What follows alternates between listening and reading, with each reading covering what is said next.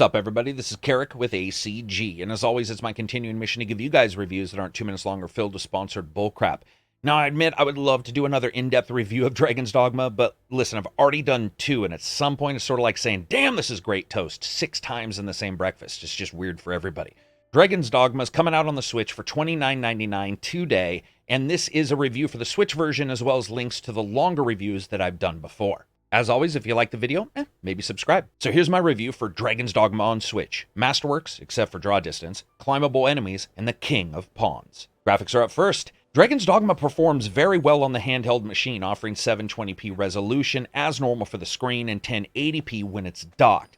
Now that's not to say that occasionally it doesn't dive down into the mid-20s like a divorcee testing the local dating pool, but overall it is not too shabby, especially when you consider this port is based on the PC port, with all the textures and models actually being adjusted from that source material down to the Switch versus the older Xbox 360 PS3 versions or even the newer Xbox One PS4 versions. Lighting and textures look about on par with the original, which is to say some are good, some are bad, as Dragons Dogma was never particularly strong in this element. Unfortunately, NPCs still look like everyone got mail order brides but didn't want to pay shipping, so they got them all from the same town, and this is like 2 generations later. Even in the main character creation screen, you have to work pretty hard to make sure that your own character doesn't look like the first words out of their mouth are going to be all dur-dur-dur. When it comes to the land itself, Granzies is a huge place, with the city of Grand Soren somewhere in the center, and made more so by the difficulty of quick traveling, which is relegated to owning stones you can throw down and teleport to from area to area. This makes the world feel larger, with the caveat, of course, of not having a true fast travel system.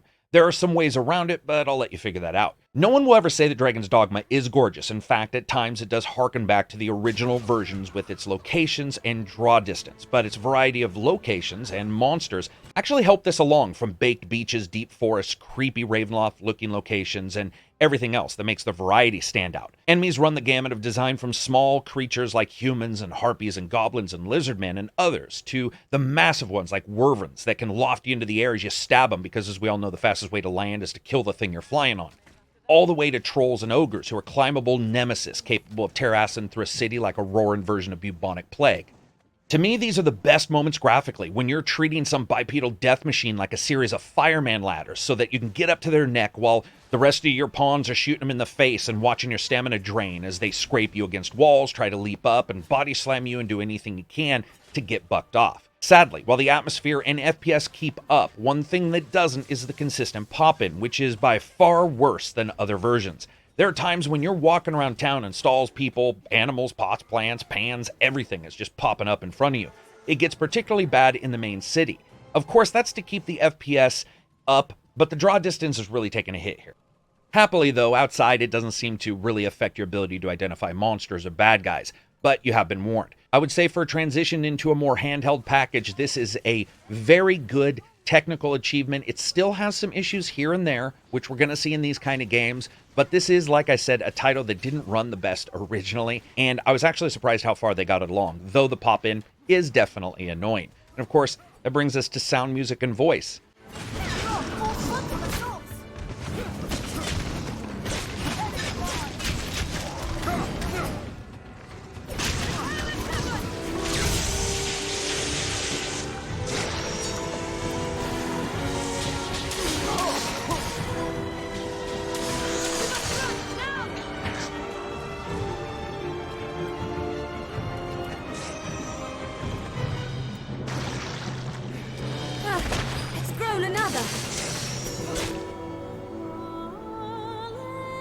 Help me! He's still alive!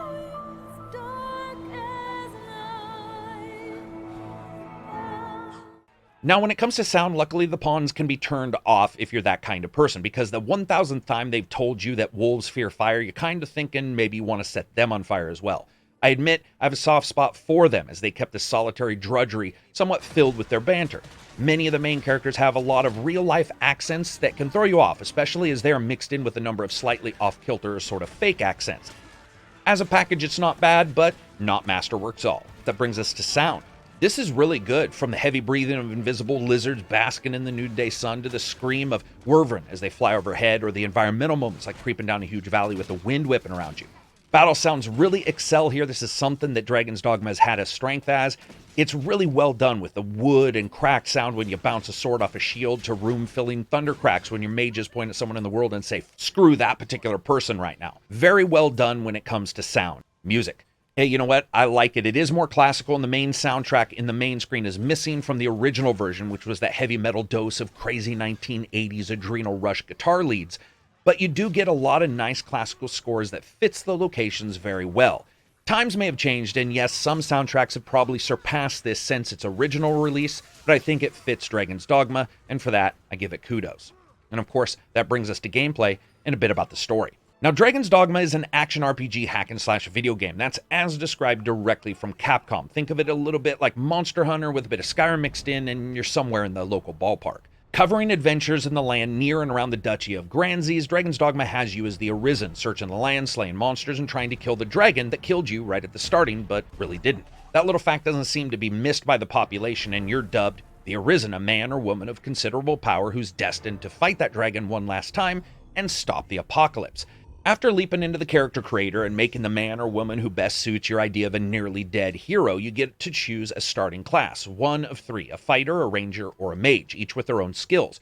You're also pretty quickly introduced to the pawn system. Think of pawns like little brothers and sisters, none too bright, but turn them loose on shit, and here go the enemies. They do a very good job defending you or attacking, and they can end up actually turning the tide of battle. You can have three of them, with one of them being your main and the two others allowing you to trade out through Dragon's Dogma's handy-dandy creepy slave teleportation system that has basically you renting pawns to fill out your team and replacing them when they level out. Whenever you're not doing that, the rest of the game is the golden trinity of slashing, shooting, and spelling up a menagerie of catastrophe that exists around the land, taking on jobs from various groups, joining those groups, and learning very quickly that the game's world has a day-night cycle. Night is pitch black, and during the night, enemies are stronger and zombies walk the land.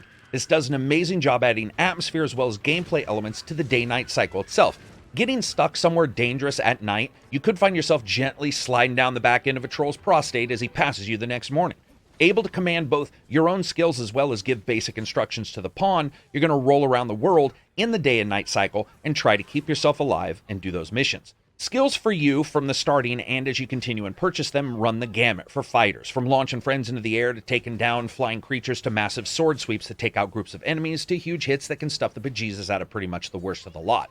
Rangers sprint around the side of the battles, lofting poison, sleeping fire, and normal arrows into their enemies, and if that doesn't work, they can leap in and do some good damage up close with dual-wielded, close-range weapons like knives and dirks and probably some spoons if you can find them. Mages are usually the weakest at the starting at least, but they have a nice selection of skills, blazing paths of burning glory through the non-smiling faces of enemy goblins while wick and dragon fire across their blades, or encasing enemies in ice, or calling down electricity from the sky. One of the strengths here of the game is how interesting the locations are to explore as you go up in level, which of course allows you to get higher and higher skills, and that's when the gameplay starts to mature as you explore. It's also when you update your stats and later on pick advanced classes like Mystic Knight, who can still do some serious damage with normal weapons and cast some spells now, but loses the ability to use a shield. This allows for a fun game, allowing you to pick and match how you want the other pawns to work out. Do you want them to try to keep you safe, go for broke? Do you want wizards, fighters, or a mix of different characters? And more importantly, as each pawn does adventures and quests,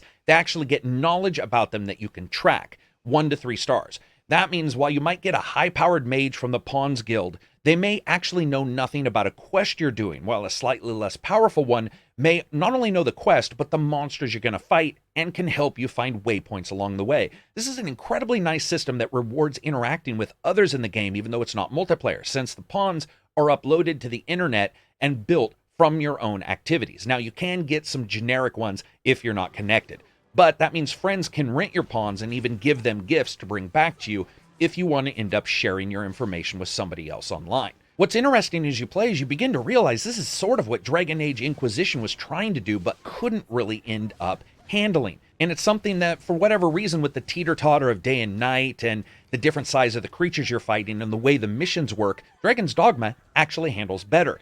For example, there have been many times where I've ended up having a really tough fight or a giant, and you get them in the daytime or maybe at sunset, and by the time you're done, it was nighttime and you ended up collecting a bunch of other additional bad guys because nighttime ended up creeping up and maybe the zombies came out. This is also added to the fact that when you're making your character, depending on the size you made your character and the weight, this can actually affect where you can go in the game, with smaller characters able to get into small areas, or larger ones being able to climb up to specific areas, or maybe not be able to be carried off by the harpies.